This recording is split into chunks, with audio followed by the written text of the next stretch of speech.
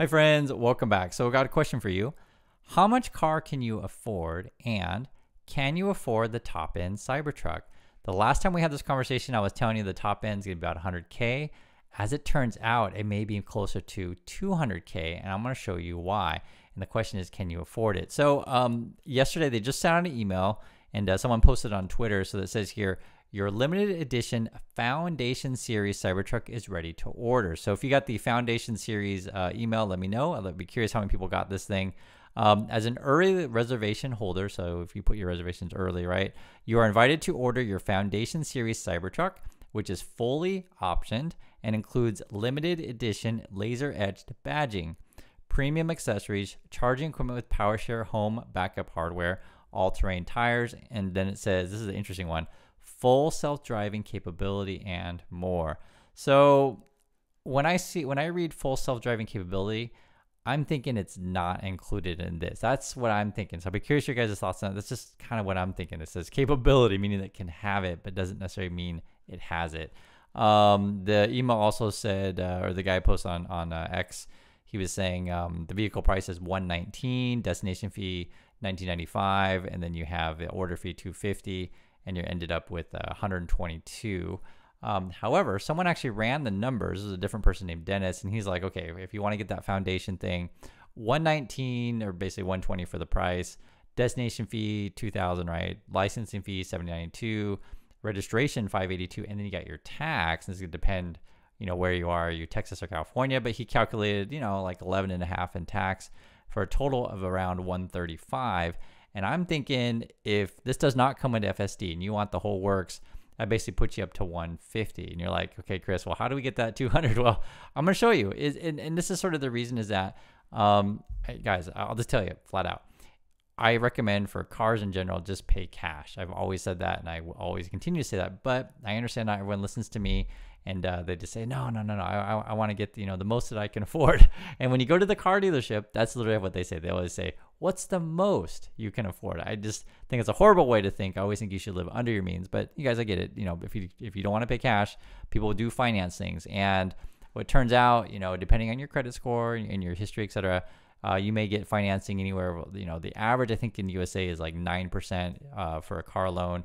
But maybe you're lucky, you get a 5% loan, but maybe you're unlucky and you get a 21%. So anywhere in that range, average is 9%.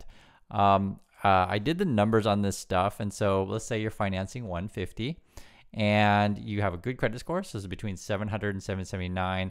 Your monthly payments at an 8.5% interest would be 3,300, or well, about 3,400, but we'll just call it 33, right? And this is sort of the key I want you to look at is total interest paid would be 37,940. So you're paying about 38,000 extra in interest, and then your total cost with the interest would be 202, right? So that gets you the 200,000. That's what I'm saying, and that's on a what's that? A 5-year loan, 60 months, right? If you do a 4-year, it would be different. People do longer than that, which is crazy. They do. And I want to go back to the first point, pay cash for cars. But again, I know people don't always listen to me.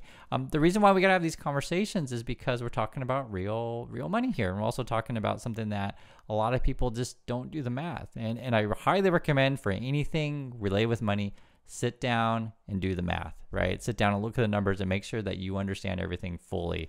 If you got good credit, right, and you decide this is the same as the other one, 700 to 779, financing 150,000. This is a 4-year loan. The last time we did it was like a 5-year, 60-month. This is 48-month. Your monthly payment's going to be about $4,000 a month. This is on 8.5% interest, and again, you'll be paying about 30,000 in interest total over the life of the loan. That puts you at 194, so you're pretty close to the 200 again. If your credit is not good, and I'll just be honest, if your credit's not good, you shouldn't be doing any of this stuff at all. But I just wanted to run the math just so you can see, because this is real. Even if you're not buying the Cybertruck, right? Even if you were just buying a $15,000 car, not 150, but just 15, you're still paying a ton of interest these days, because you may be getting a 14.5% loan, which is quite a lot. In this example, at 14.5, you're paying $3,800 a month. Total interest over the life alone is $67,000, and in fact, your total cost of car, which is the loan, this doesn't count maintenance and other stuff, would be 231. Now, one of the things that I really want to emphasize is no matter how much money you make, you'll always find a way to spend it all. I'll repeat, no matter how much money you make, there's always a reason to spend money. There's always ways to spend it all. And this happens as a very real thing, guys. You get people, and especially among like the professional athletes, these kind of people, but I'm just saying it just happens. Like the culture is like all the dudes are partying all the time, traveling different cities. You got all these parties to go to and all these people to take care of. It's a real thing. And, some of these guys make quite a lot of money, right? You guys know this. And it's crazy, but they actually do spend all of their money. You find ways to do this kind of stuff. And I just want you to think, we're using big numbers, in this example, but I really want you to sit down whenever you go to do any kind of, financing at all, is look at the total interest paid. Okay.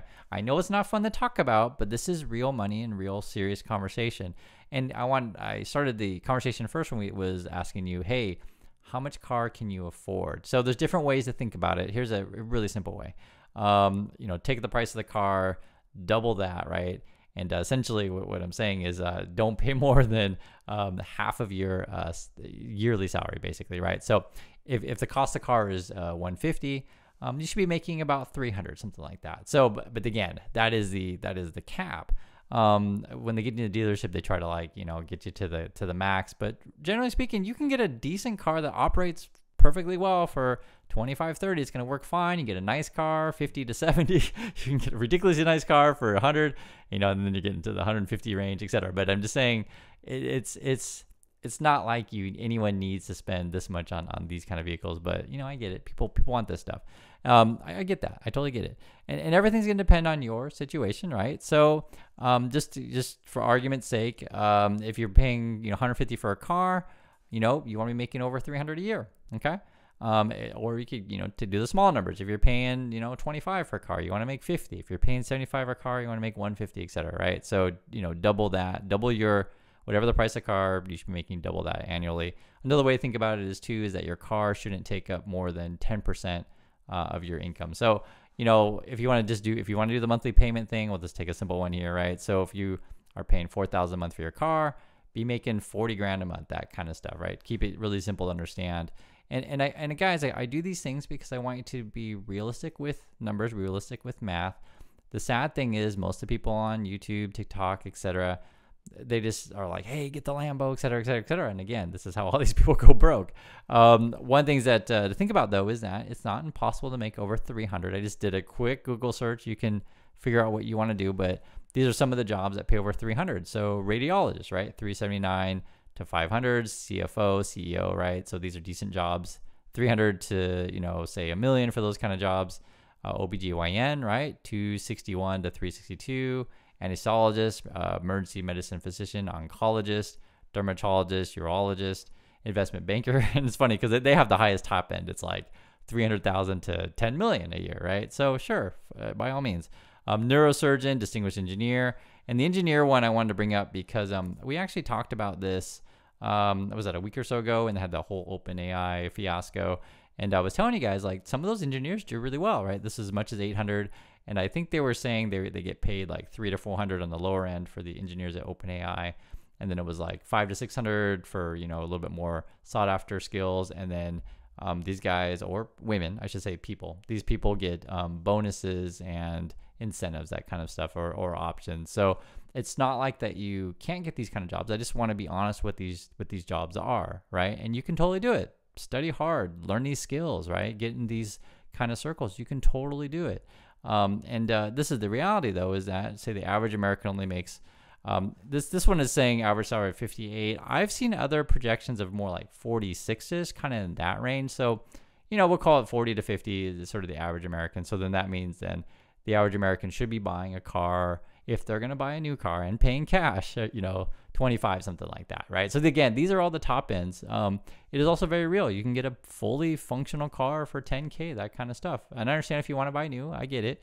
But I'm just trying to give you guys some interesting financial perspective that people don't talk about, honestly.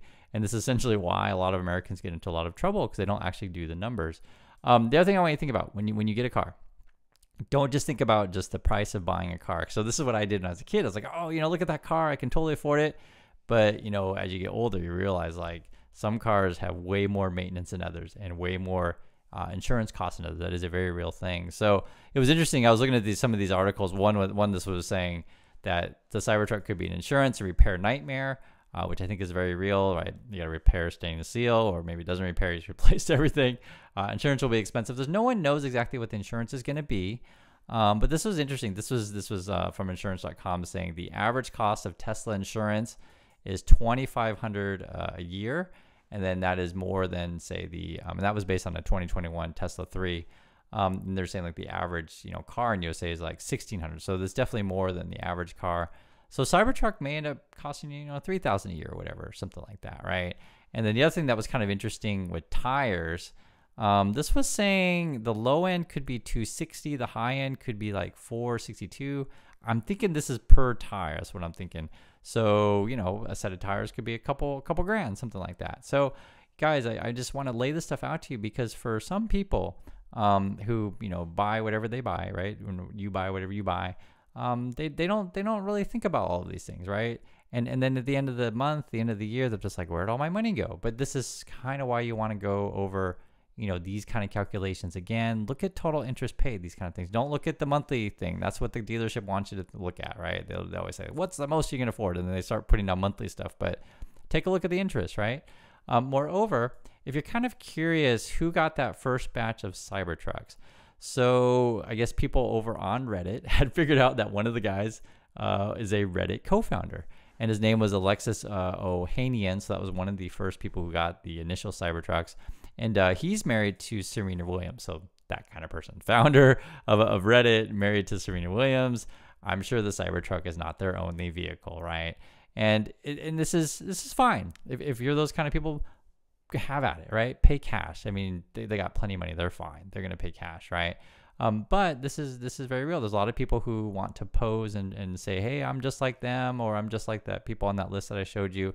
And they basically sort of live well beyond their means. And that's not a great formula for financial success. So I want you guys to enjoy your life. I want you to do well. I know this is a very different conversation than, other channels, but I just wanted to be practical on these kind of things because this is how you have a sustainable lifestyle, is to be realistic on the numbers. So I'd love to hear you guys' thoughts on these things. Have you looked at this kind of stuff for yourself? Play around with these, loan calculators. It's always interesting when you look at these things. You're like, oh my God, who would pay $67,000 just in interest on a loan? I'm laughing, but some people do. And you read these crazy stories. Again, I mentioned before where like these professional athletes who make millions a year, like end up going broke. It happens. If you make bad decisions, you don't look at the math, you say, oh, I'm just going to make money forever. But what happens if you get hurt, right? It's the same way that, in whatever jobs, even if you're in a medical job, what happens if something, bad goes along or whatever? And that's sort of what I, have said before, is that to me, if you're going to spend this much money in a car, I mean, you could be buying assets that go up in value opposed to something that, goes down in value and costs a lot of money to maintain. So that's my thoughts on this. Wanted to share this with you. And yes, the Cybertruck could cost over a couple $100,000 if you don't plan well. So thanks again for your time, everyone, and I'll catch you next video.